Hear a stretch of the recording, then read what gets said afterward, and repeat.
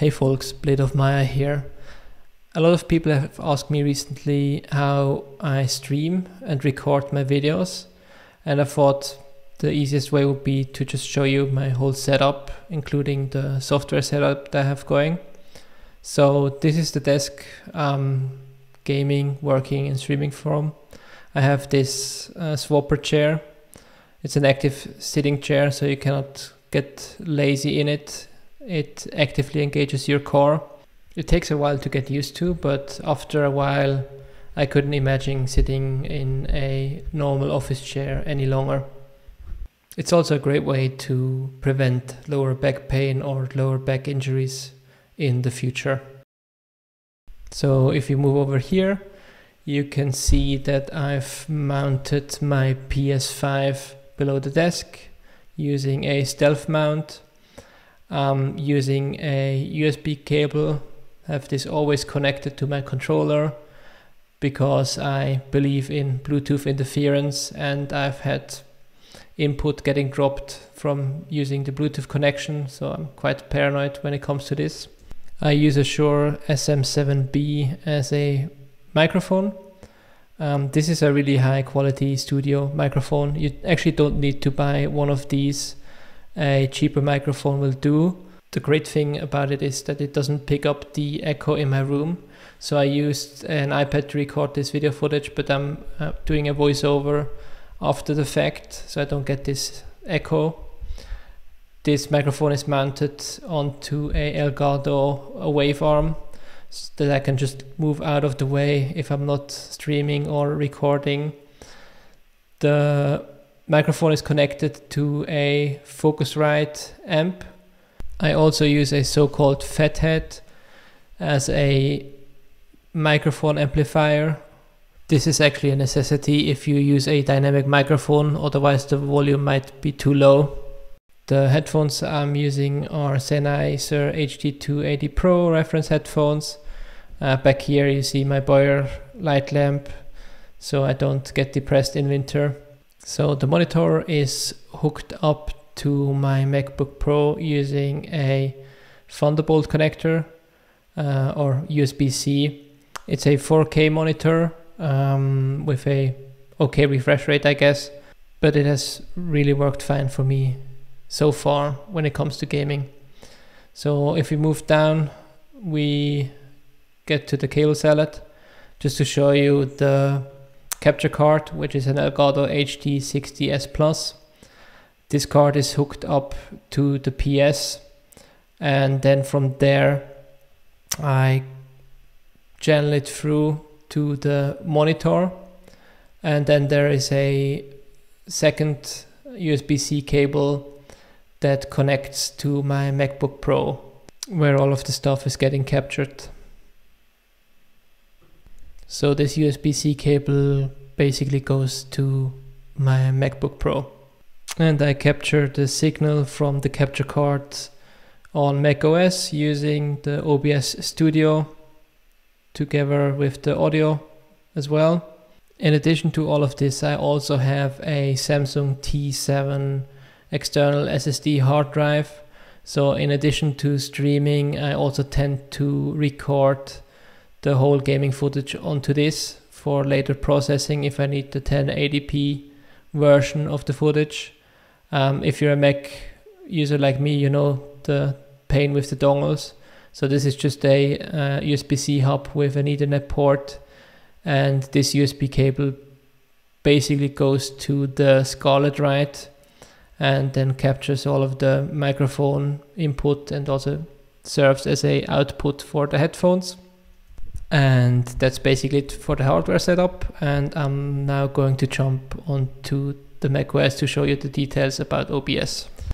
Okay, and we're over on my desktop right now, just getting the basics out of the way. So this is macOS Monterey, running on a 13-inch MacBook Pro from 2020 with a quad-core Intel Core i7 processor and a Intel Iris Plus graphics card. It's not that old of a hardware, but it's still not an Apple M1 chip, which has way better performance, I found. after testing it out a bit. So I might get a new one as soon as Apple announces a new machine. That's my setup, and it works quite well for simultaneous streaming and recording. So this just as a basic information. Let's hop right into OBS. So this is my OBS setup. Actually, let me make that smaller. The most important thing right now is the 3 audio tracks. So I've set up 3 tracks: game audio, microphone, and system audio. The game audio is coming directly from the capture card via HDMI. The microphone is coming from the Focusrite, which is connected to my Shure SM7B. And the system audio is using something called Black Hole, which is a specific driver on Mac OS X that allows you to capture the audio coming from your laptop. So usually right now you don't see anything, but if I would be playing music, you would see some activity on the system audio. So if I want to have music in the background of my stream, just like open Spotify and play a few tracks, and then you should see that. Down here, the sources are quite straightforward. I have the HE60S, which is the capture card. I have the Twitch chat, which is just a plugin that I use to display the latest chat. So if somebody says hello world, for example, you can see it will display the chat from Twitch directly on the captured content. I also have a Gandalf setup, an Arnold, and also a display capture, which I won't show, just allows me to show my desktop when I'm streaming if I need to. Then I also have a AFK scene that I basically use when I have to go to the toilet quickly and just be right back. Having a nice wallpaper from my good friend Dreaming Tulpa. He does AI generated art, so if you're into Elden Ring art, then definitely check his Instagram out. Okay, so the most important thing, I guess, is in the settings. So if you go to the preferences pane, first important setting for seamless streaming with this setup is just to have a base canvas resolution and output resolution of 1080p. And for the downscale filter, I just used the bicubic. I've used the length source a few times in the past, haven't really noticed any difference. So if you want to go into more detail, you're welcome to research more on this. For me, bicubic seems fine, also from the video quality. 60 FPS, this is really important on macOS because of the hardware encoder. If you select 59.94, the hardware encoder will have problems and stutter somehow with OBS. So if you're on a Mac like me, just set it to 60 and you should be Gucci. Audio setup, I'll get to in a few seconds. Output for the streaming. So this is the most important part. On the stream tab, you can set up your Twitch or connect your Twitch account or YouTube or whatever you're streaming to. Output streaming. So here I use the audio track number 4. And actually let me get to that real quick. So here, if we go to just one audio track and then there we have advanced audio properties. Here you can see all of the audio tracks. So I labeled them by number because OBS somehow sorts alphabetically. So just that I have these 3 on top. And here you can also decide if you just want to output it or if you also want to monitor it. So when I stream, what I'll have is I have my main monitor that I showed you before. I'll have that on the PlayStation. So I'm playing the game using the main monitor and have my laptop on the right hand side with OBS open. but the whole audio is coming through the capture card, which is sounds kind of weird. Why wouldn't I play the audio through the PS? It's just for me so that I can balance out everything, so I can hear exactly what the viewer of the stream is hearing. So I hear exactly like how loud the game audio will be, how loud the microphone will be, because I have my direct monitor on, so I can hear myself speaking, which is weird at the beginning, but you'll get used to this quite quickly. And then also the system audio, and I can mix and match that and hear exactly what my viewer is hearing too. This is important, at least for me. So I select where all of the recording on which tracks the recording should go. So the game audio goes to track 1, the microphone to track number 2, and the system to track number 3. And also all 3 of them go to track number 4. So that's really important. So if we go back to the streaming setting, we can see here that we have to select an audio track. And I've selected audio track number 4 because I don't just want to stream the game audio or the microphone or the system audio to Twitch. I want to stream a combination of all 3 of them, which I set up audio track number 4. For the encoder, I'm using the Apple VT H264 hardware encoder, which is a built-in hardware encoder that Apple machines have that don't use the CPU. So I think this is using the Intel Iris graphics card for video encoding, which will not put any unnecessary pressure on the CPU. For the resolution, I've selected 936p, which I only heard recently that this is a common resolution. Apparently the way Twitch works, or if you go to the Twitch website, 936 is the perfect resolution because usually you have the chat window open, and it also allows you to stream in a quality that's not necessarily 1080p but still looks fine. And you don't, so it's some mix between 720 and 1080p, which looks okay, I guess. Some tutorials might tell you to use the X264 hardware software encoder. You can use this, but just be aware that this might need some testing because your CPU will be used to render the footage, and depending on your machine, that will result in frame loss when you do this.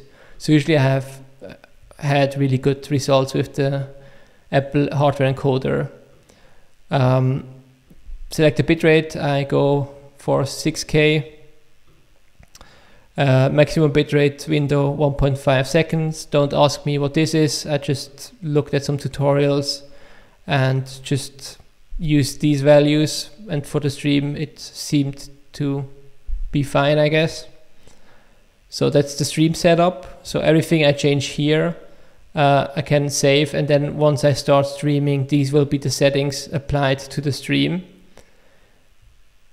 But what I also do is I record simultaneously, which means that everything that I stream I also record, which will be then captured on the Samsung T7 1TB SSD drive as a Matroshka video file.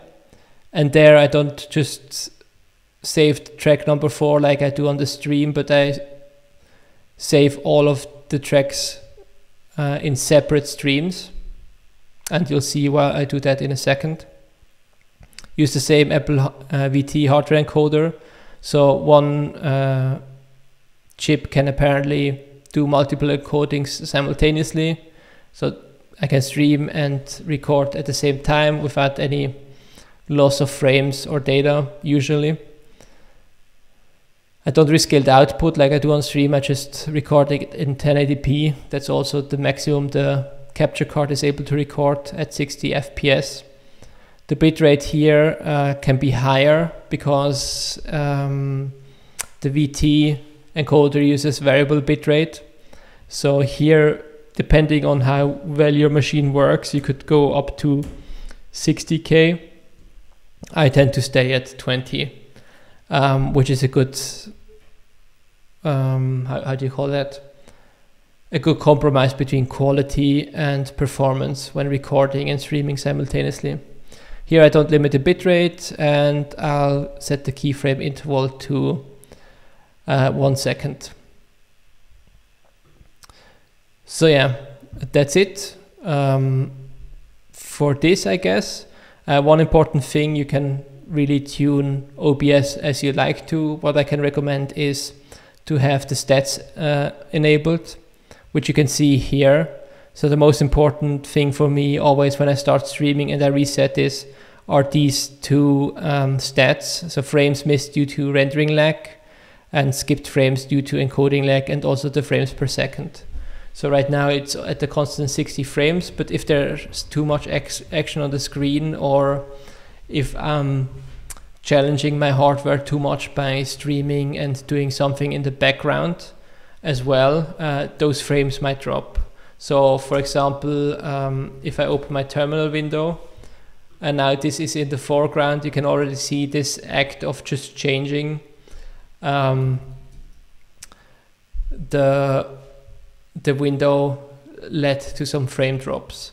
So usually when I'm streaming, I tend to not use my laptop at all, so that the laptop can focus on encoding and streaming, and rather use a second or an iPad that I have next to me for all other things, like interacting with chat or looking something up on the net. Also, another tip that I just heard recently, that if you set everything up, if you know, okay, my overlay work here and I don't need to have this active, you can basically disable the preview, which will also save on CPU for your machine. So I can highly recommend that. So let's quit OBS. So we streamed, I've recorded everything, and then the recordings get saved onto this ER drive in the game capture folder. Here we have this stream 09 Matryoshka file. So this is the stream from today. The whole video basically, I think I streamed for something like 4 hours. And the interesting part here is that we have multiple audio tracks because of my setup before. So I can change to the audio track number 4, and you can see this is music desktop, microphone, and this is the game, right? And track number 4 is everything. So depending on whether I want to use the footage as is and put it on YouTube, I just select the track number 4 that has everything. So me speaking, the background music, and also the gameplay music.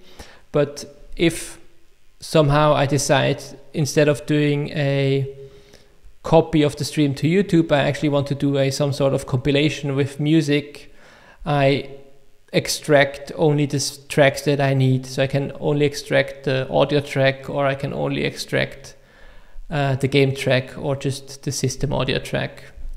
And the way I usually do this is with the command line. So here I have a tool called ffmpeg that allows me to convert between Matryoshka and MP4. So in the end I want the MP4 file that I can then move into Final Cut, which is my editing tool, to do the final edits. In this case, ffprobe, I can have a look at the file that OBS has generated. And here I just get some basic information, what codec is being used, and also like to have metadata, what audio streams do I have. And you can see we have 1, 2, 3, 4 audio streams, which are all named. So stream 1 is the game, stream 2 is microphone, stream 3 is music desktop, and stream 4 is everything, just as we've set it up in OBS. I can also see the resolution that this file or this video file has, and the frame rate basically.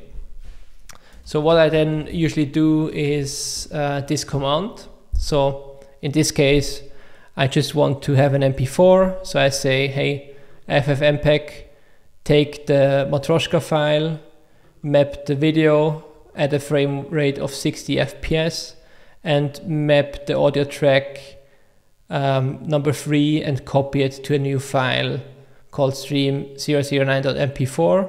So this takes a few seconds, but I've did it for you beforehand.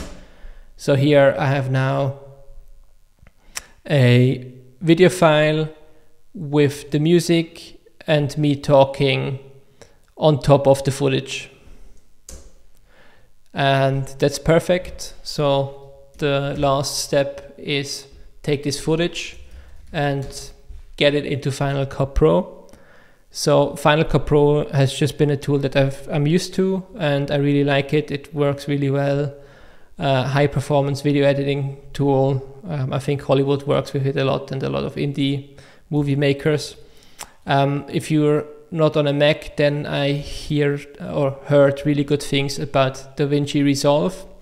Haven't used it myself yet, but definitely check that out if you're looking for a good video editing tool. A good friend of mine who's a professional editor swears on, or not swears, he really loves DaVinci Resolve and highly recommends it. So on my external hard drive, I have this processing folder where I usually create a new Final Cut project for every stream that I have. So I have this template folder, which just includes the final output, other assets, sounds, and videos. So these are just all empty folders, just to give me some sort of structure.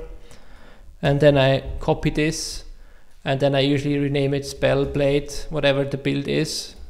Rune level 85, stream 9.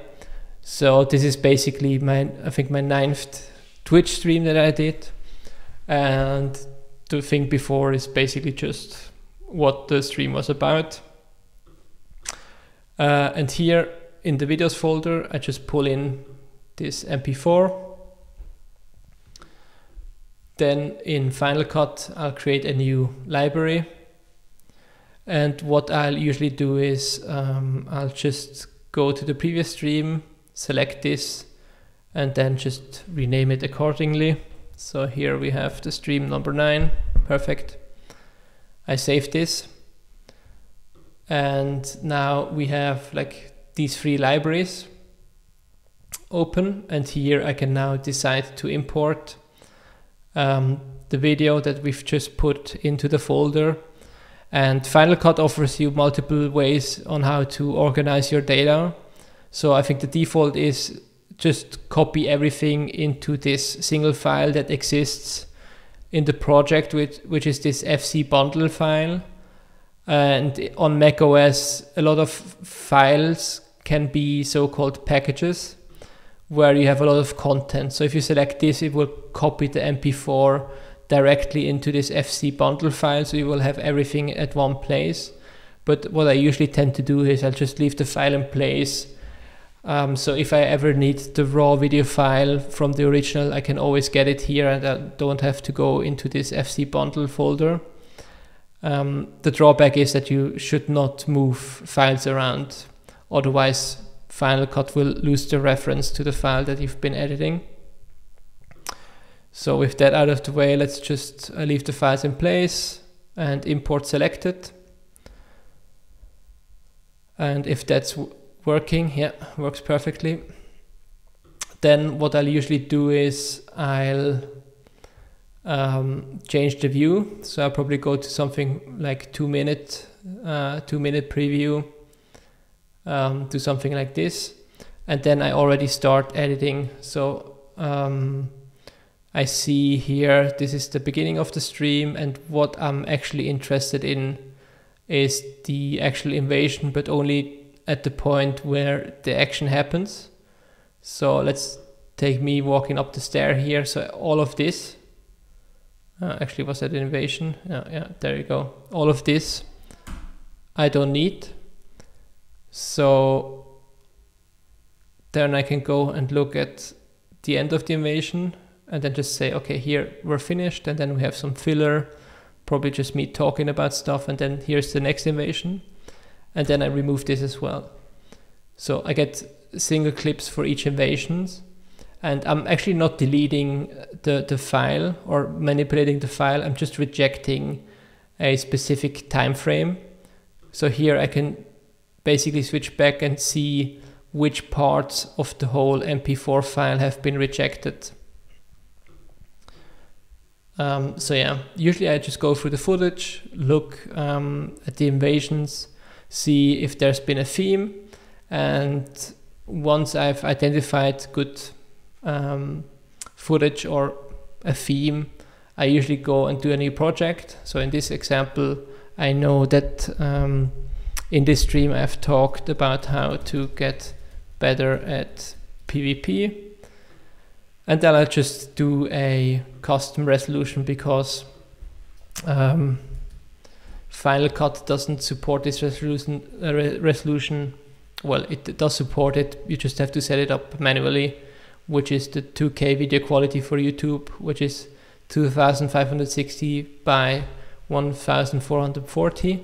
So I'll usually set it up manually like this. Haven't found a way yet to make Final Cut remember my choice, but yeah, doesn't matter that much. So now this is a video how to get better at PvP. So I'll just select the clips that I need. So then I can just like drag them here, get these in my timeline, just do your basic video editing with some transitions, maybe some titles. And once this has been done, what I'll usually do is I'll just share it. And in the past I used to select YouTube and Facebook, but I'm not doing this anymore because apparently Final Cut will scale down the quality just because it thinks on the net 1080p is enough. So nowadays I just export the file. Can here adjust some settings, but yeah, in general I want 2K footage, and then I tend to save it into the, where is it, the processing, the stream 8, the final output folder, and that's where all of my stuff goes. So here you can see like the one video on YouTube, my best invasions yet. That's the final file, as will be uploaded to YouTube, and I just keep this as an archive. And once a certain amount of time has passed, I'll tend to move these processing folders onto my second external hard drive, which is also a Samsung T7 but with 2 terabytes, and just keep an archive of my footage there if I ever need the footage in the future. So yeah, that's it for the video. I hope this information can help you set up your own streaming environment. If you have any questions that have been unanswered, leave a comment in the comment section down below. And I wish you a good day, evening, night, wherever you are, and talk to you next time. Bye, folks.